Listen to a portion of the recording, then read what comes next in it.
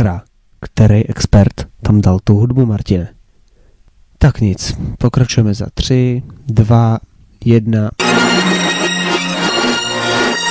Akce!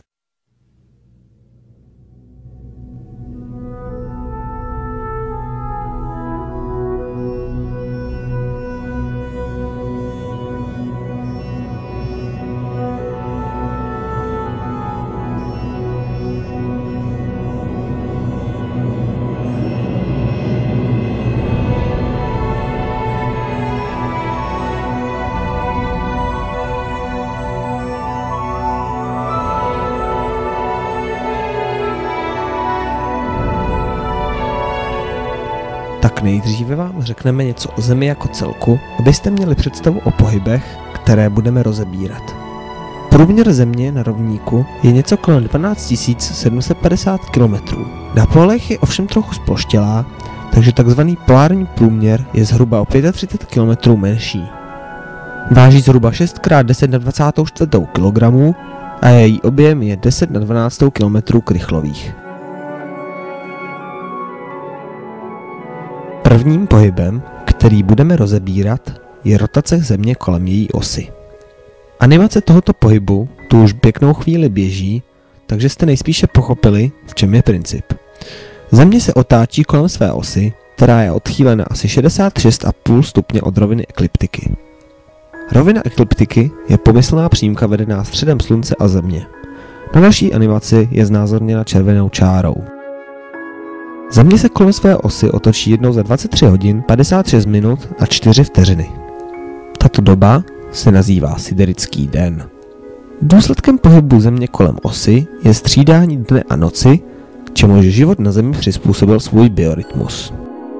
Dalším důsledkem rotace Země kolem její osy jsou časová pásma, která vznikla díky potřebě synchronizovat hodiny ve všech částech světla podle východu Slunce. Takže když u nás vychází Slunce v 6 hodin, v New Yorku vyjde také v 6 hodin, ale zároveň o 6 hodin později. Já vím, zní to šíleně, ale je to tak.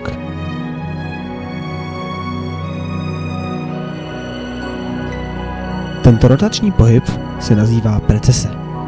Zemská osa se při něm pohybuje po plášti dvojkužele s vrcholem ve středu Země.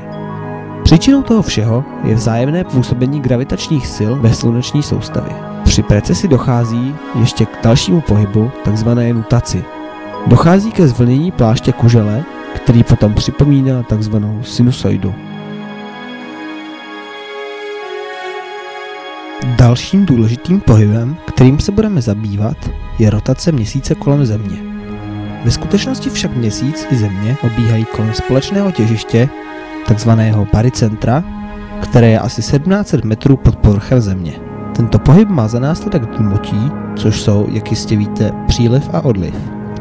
Kvůli rotaci Země kolem barycentra působí na Zemi odstředivá síla a kvůli přítomnosti Měsíce síla gravitační. Když tyto síly posčítáte a vytvoříte výslednici, která je na našem obrázku červeně, zjistíte, že na rovníku působí na Zemi síla od Země, zatímco na pólech působí síla směrem ke středu Země.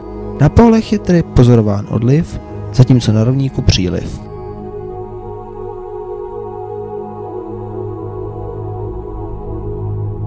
Posledním, ale nikoli nejméně důležitým pohybem je oběh Země kolem Slunce.